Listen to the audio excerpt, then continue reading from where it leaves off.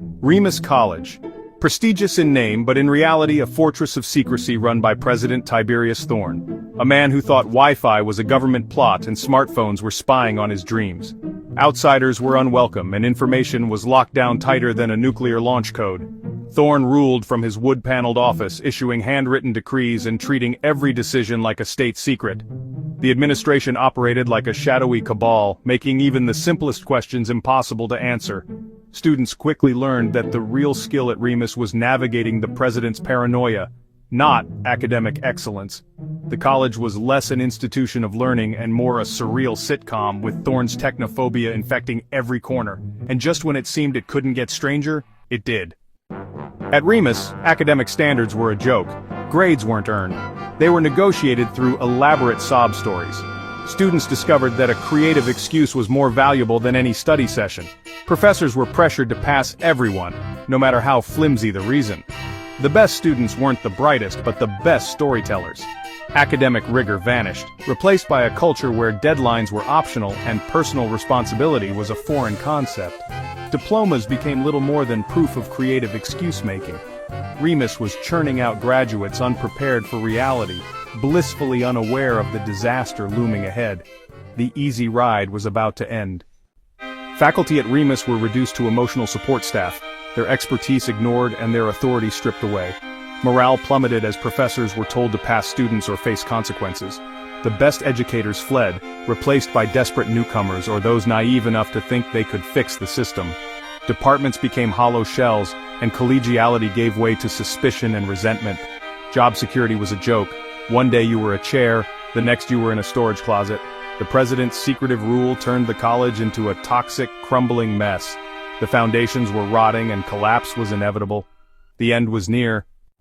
The downfall began not with a bang, but with a senior administrator's abrupt resignation, a metaphorical fart that broke the spell. Suddenly everyone saw the emperor had no clothes, and the exodus began. Key staff fled, leaving the president isolated and exposed. Scandals poured out, bizarre hiring, financial mismanagement, and years of chaos. The board of trustees, finally awake, forced Thorne into retirement. He vanished overnight, leaving behind debt, decay, and a mountain of ugly secrets. The carefully maintained facade was shattered. The reckoning had begun. With Thorne gone, the college's dirty laundry spilled out. Nepotism was rampant. Unqualified relatives and friends filled key roles, running departments into the ground. The IT department was run by a golf buddy, campus security by a pet groomer. Consultants, often friends of Thorne, were paid exorbitant fees for trivial tasks, masking personal expenses. College funds were funneled into private pockets while academics suffered. The institution was hollowed out by greed and cronyism. Every dollar wasted was a dollar stolen from students and faculty. The true scale of the damage was only just coming to light. Remus was a case study in self-destruction. Auditors revealed Remus was drowning in debt.